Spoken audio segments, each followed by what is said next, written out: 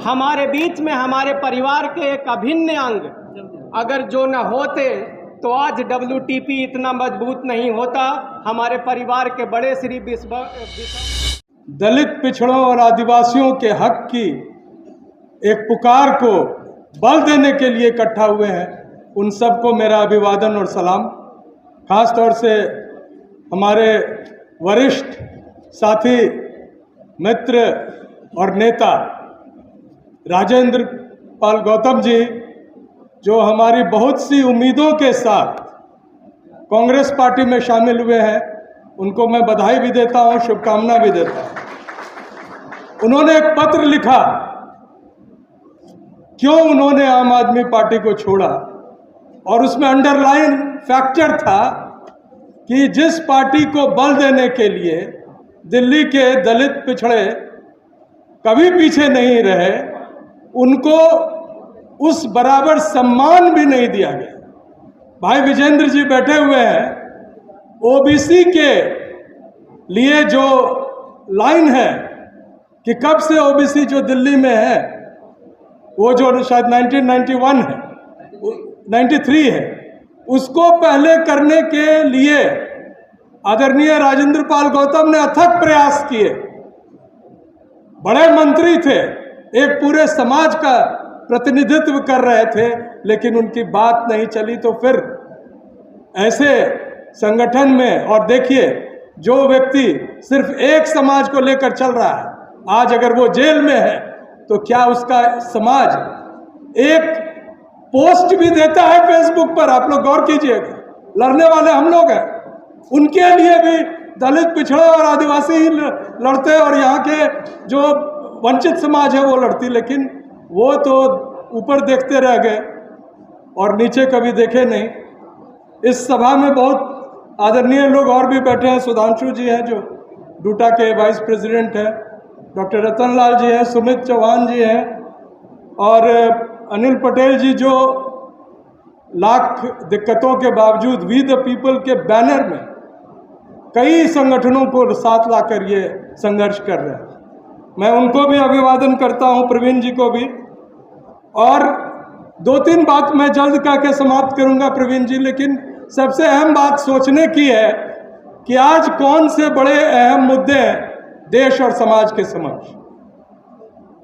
जाति जनगणना एक मुद्दा के तौर पर राहुल जी ने उठाया, कई सारी पार्टियों ने उठाया। इसके पहले नीट में सिर्फ दलित पिछड़ों के साथ नहीं, पूरे के पूरे समाज और युवा वर्ग और छात्र वर्ग के साथ भारी बेईमानी हुई, और जिसका किंगस्पिन इस देश का शिक्षा मंत्री है। लेकिन क्या सदन में अनेक भाषण आप सुने होंगे, एक भी डिमांड आया कि शिक्षा मंत्री अपनी गद्दी छोड़ो? एनटीए का अध्यक्ष सीधे तौर से शामिल रहा इतने बड़े साजिश में, क्या ईडी और सीबीआई को यह पता नहीं चला? और इस तरह जो तमाम युवा हैं, जब वो अग्निवीर की लड़ाई लड़ रहे हैं, तो क्या हम संसद में उसको, उस इशू को विपक्ष ने इतना दबाव बनाया कि उसको क्लिंच किया जाए? नहीं हुआ। और इसमें कई से खेल चल रहे हैं। हमारे इस देश के प्रधानमंत्री माहिर हैं मुद्दों को बदलने में, रोज नया मुद्दा आ जाता है। आप जब तक जाति जनगणना की बात करेंगे तो पता चला कि उत्तर प्रदेश में एनकाउंटर हो गया। एक जाति विशेष के व्यक्ति को सिर्फ उस जाति के होने के कारण उसको घेर के मारा गया पुलिस द्वारा। एक ऐसे मुख्यमंत्री से जो अपने आप को जाति से ऊपर कहता है, लेकिन उसने एक बहुत अच्छा संदेश SC ST OBC को दिया, कटोगे बटोगे तो कटोगे। वो क्या है समझिए, वो SC ST OBC को कह रहे हैं कि तुमको हम बांटेंगे और काटेंगे। ये जो उपवर्गीकरण है, ये आपको बांटकर आपको काटने की साजिश है, और उसको वो हिंदू वाले भाषण में देकर आपको भ्रमित कर रहे हैं। आप बटिएगा तो कटिएगा, ये जानकर चले। ओबीसी को एक अस्मिता बनाने में बहुत देर लगा। मंडल कमीशन रिपोर्ट के बाद ही देश के कोने कोने में लोग अपने आप को ओबीसी कहते हैं।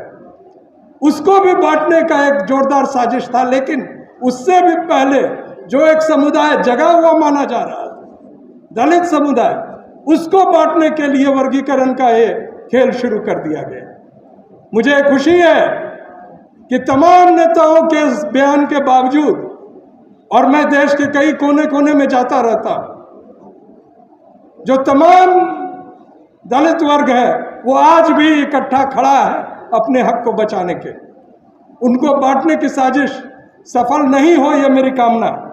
इसके साथ दो बातें बहुत अहम है। अभी शिक्षा की बात हुई, डॉक्टर रतन लाल ने भी और संजय सागर जी ने भी कही। पूरे यूनिवर्सिटी में फीस जो है एस्ट्रोनॉमिकल फिगर्स में बढ़ रहा है। इसके पहले आईआईटी की फीस देख लीजिए, लाखों में। आपके बच्चे अगर compete भी करेंगे तो आपको इस लायक नहीं रखा जाएगा कि आप फीस दे सकें। आईआईटीज में आप फीस नहीं दे पाएंगे। अब जो प्रहार शुरू हुआ है वो साधारण कॉलेजेस में, दिल्ली यूनिवर्सिटी के कॉलेजेस में दुगुना तिगुना फीस बढ़ाए जा रहे हैं।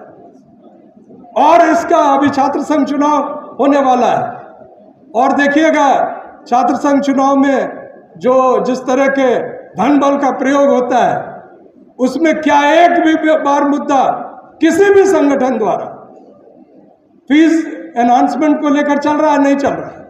मैं कॉलेज में पढ़ाता हूं, देखता हूं। और खास बात देखिए, भ्रष्टाचार किस तरह से बढ़ रहा है।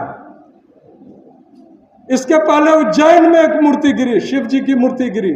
भावना आहत गैंग का कोई भावना आहत नहीं हुआ, लेकिन छत्रपति शिवाजी महाराज की मूर्ति, जो मैं दावा करता हूं 36 करोड़ में बन सकता था, 3600 करोड़ अलॉट हुए। और उसका ठेकेदार कौन था? महाराष्ट्र के चीफ मिनिस्टर का बेटा। और क्या बयान आया, 45 kmph स्पीड में चल रही थी हवा और वो मूर्ति गिर गई। जो जानते हैं कि जब तूफान आता है तो मिनिमम स्पीड 300-400 kmph के ऊपर रहता है, मिनिमम। उस हिसाब से तो पूरा का पूरा जो दुर्ग था वो उड़ जाना चाहिए। ये दरअसल पूरे देश को लूटने में, और रोज किस तरह से एजेंडा बदला जाता है। आज आपको बताया जा रहा है कि every transaction through digital means पर आपको एक मोटी रकम देनी पड़ेगी। पहले तो आपको बाध्य किया गया नोटबंदी के समय, और एक विशेष जिसमें चीन का पार्टनरशिप था, पेटीएम, उसको आगे किया गया। खुद स्वयं साहब ने उसका प्रचार किया था। और अब जो है एवरी डिजिटल ट्रांजैक्शन में आपको इतनी बड़ी रकम देनी पड़ेगी कि आपको समझ में नहीं आएगा कि हम डिजिटल ट्रांजैक्शन करें कि जाके फिर से एटीएम के बाहर लाइन में लगे। तो इस तरह से रोज जो एजेंडा बदल रहे हैं।